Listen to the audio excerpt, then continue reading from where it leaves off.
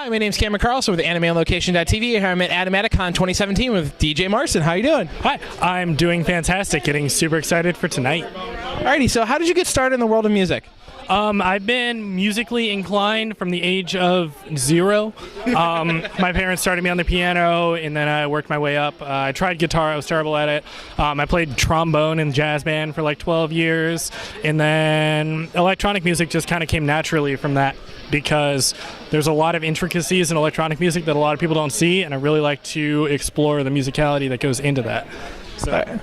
Alrighty, so now what style do you like to play at when you do your sets? I mean, when you talk about EDM, it kind of gets broken down to several different categories. So what's your style? There's definitely a lot of sub-genres and sub-genres of electronic music that a lot of people wouldn't even know what you were talking about. But I kind of bounce all over the place. I started out playing hardstyle, and then I sort of went into hardcore and like J-core and stuff like that.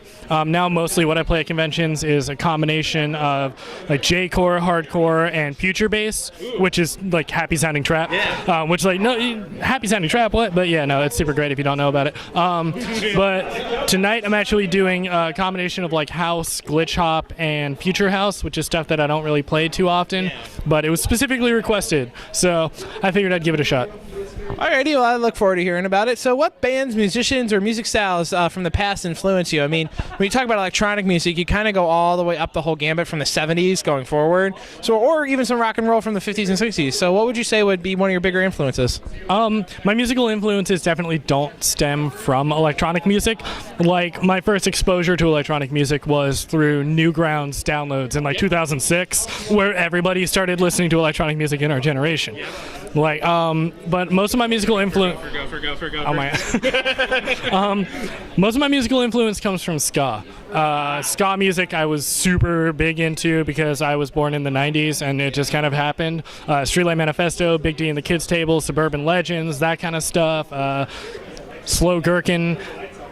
Favorite. Oh my god, I love that band. But no, most of my musicality kind of comes from that, and that's where the trombone playing came from, and ultimately where a lot of my musical taste comes from. So I like a lot of fast-paced, happy-sounding kind of stuff, and that definitely translates a lot into the electronic music that I play.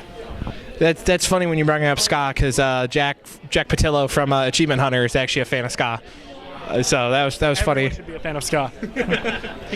So now you have been on now this tour for 4 years, and it's a journey. What have you learned, and how do you keep moving forward?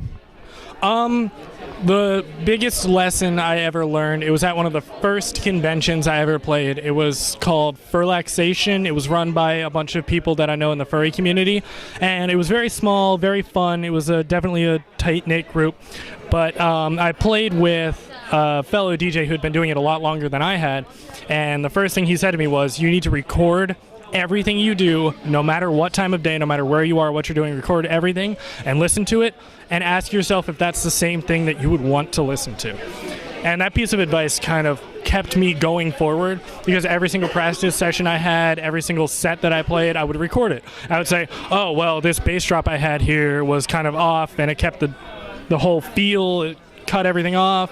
And so I guess I kind of lost my train of thought there, but yeah, that thing I said, yes, absolutely. All right, so I mean, he's not awful. Is this a good review of these days?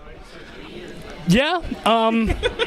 Most of my description on my Facebook ends with people saying, "Oh, he's not awful," and that's sort of like it plays into my self-deprecating humor that I have, and like the ironic kind of like, "Oh, well, you know, I'm okay, I guess." So I want people to pick up on the fact that like I don't think I'm great, because I don't think I'm great. I have a lot of places to improve and a lot of room to grow, and so like most people would say he's not awful. Yeah. I hope that kind of answers the question. Yeah, you're fine. You're fine. So you have done any other anime conventions or convention settings like this? I mean, we had just gotten out of the ConChair panel, and you talked about DJing there and being, running a con, which is a big deal. But is there any other events that you've gone to that you were like, yeah, this was a lot of fun to be a DJ at? Yeah, I've played like I think 10 conventions so far over my career, if you could call it that. I just got done with Shudocon in Lansing, Michigan last weekend, and that was a blast. I had so much fun with that. But I've played an event called NeonCon up north. Yeah, okay. I'm gunning for MatsuruCon this year, but, you know, fingers crossed. But I've been doing all kinds of stuff like this, and yeah, I don't know. It's a lot of fun. Alrighty. Now, what emotion or feeling do you want to get across to the fans as you're playing? I mean, we know that with DJs, you want to feed off the crowd, and the crowd wants to feed off you. So what's one of the emotions you really want to get people to be jazzed about when they come into a con? I'd say excitement, and if it counts as an emotion, respect. Because that's something that's really difficult to convey through music, but I feel like it's something that everyone should keep in mind. And the way I do a lot of my sets is I'll play some really fast driving music, and then I'll cut the tempo kind of down to give people a chance to relax a little bit and sort of realize the space around themselves. Yeah, because when people are playing, you know, the constant just a do, people get really excited. They start jumping right up against each other and not respecting boundaries. And I feel like having that flow of fast to half tempo to like the future bass kind of stuff really helps people realize where they are in the crowd. And then it goes back up and people get excited again. So I want to have that flow to it. Alrighty. And now, what are your thoughts about Animatic Con and its message, and and being here and able to spread that message? I think it's great. I think that everything that Brent and Animatic Con is doing for the autistic community and for awareness in general is fantastic.